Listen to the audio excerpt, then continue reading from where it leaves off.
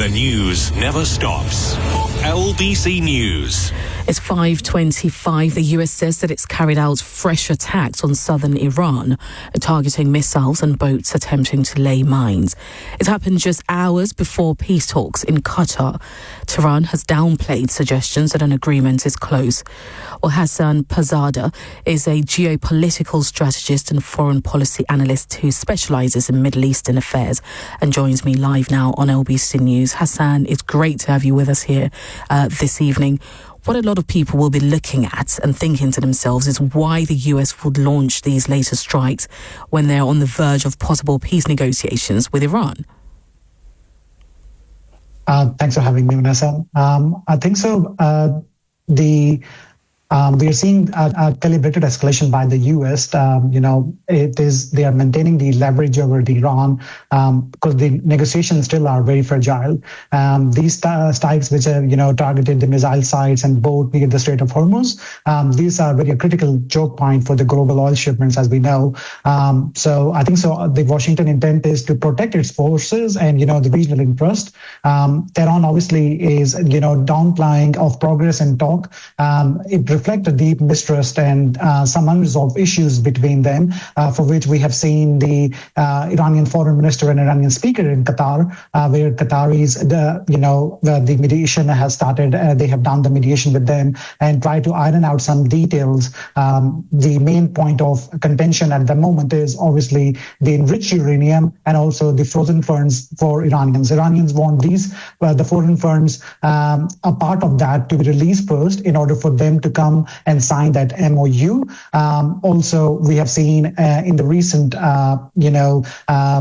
last 24 hours, a Truth Social post by President Trump, in which he has shown some sort of, relaxation on the stance which he has taken before on the enriched uranium, and now he is okay for Iran to do it within Iran as well under the supervision of International Atomic Energy Agency. So we'll see how it goes. But these kind of attacks are just the last minute hooray before a final thing has come through. We have seen in the last 12 days war as well. U.S. attacked the Fordo, and Iranian responded with attacking on Al-Hadad airbase, and then we had a peace agreement signed after that 12 days of war. So I see, I'm positive, and I'll see a positive outcome coming out. Let's look at what's coming out of the negotiations, which I think probably the US president underestimated their thoughts. He would move a lot swifter. He has often compared the situation with Venezuela, but this is not going at all in the same way that Venezuela went. These sticking points, which Iran is completely not shifting on, where do we go from here?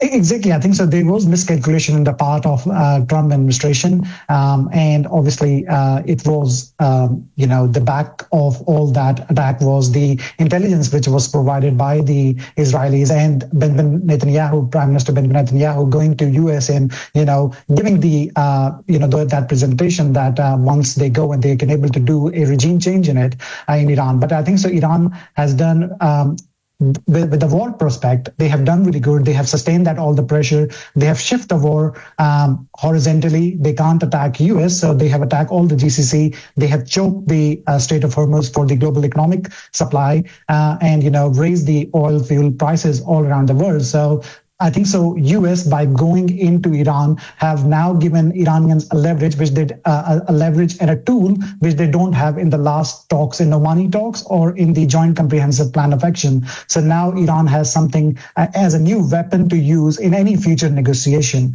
I think so. The underestimation of the complexity and the resilience of Iranian stance, that was bad on the US part. This, I think so, has prolonged the negotiation timeline. And raises the risk of any future, military escalation as well if this, ended in the negotiation. Because I see if there is a permanent solution to this war happen, a permanent agreement come through, we can see this all repeating in the next 12 months to 24 months, because other than that there is no resolution. I think so the road ahead is very uncertain, with Iran very firm stance on signaling that patient and sustained diplomacy will be essential to avoid the further conflict, and they are known for taking things slow, which they are doing it, but the whole world is waiting for it. And the U.S. administration is, the U.S. cabinet is meeting. I was just coming before your show, was watching that in Camp David, and we'll see that what response they will give to any other Iranian demands for U.S. to come on that memorandum of understanding. And it is that uncertainty that a lot of people will be looking at and very much worried about. And it points to the core of what's happening here. The aim of all of these negotiations, of course, is about this ceasefire, right? But one imagines that these latest escalations show just how fragile that is. At what stage would Iran need to get to for Iran to say, okay, listen, I'm going to listen to and give in to these demands. This has to stop. This has to end. And the same for the US too. I think so. Iranians, as I said it before as well, in the Joint Comprehensive Plan of Action, it took around 20 months for a framework to be developed. And then when John Kerry and Javad Zarif, met for signing of that Joint Comprehensive Plan of Action, it took them 17 to 18 days just to go through, iron out all the details, for which their, team has been meeting for 20 months. So Iranians tend to take things slow. So I see that, President Trump is very eager to get out of this war, and he wanted to get out of this war before he head to China, so he can able to put his focus on some other issues which are impacting between China and the U.S. relation.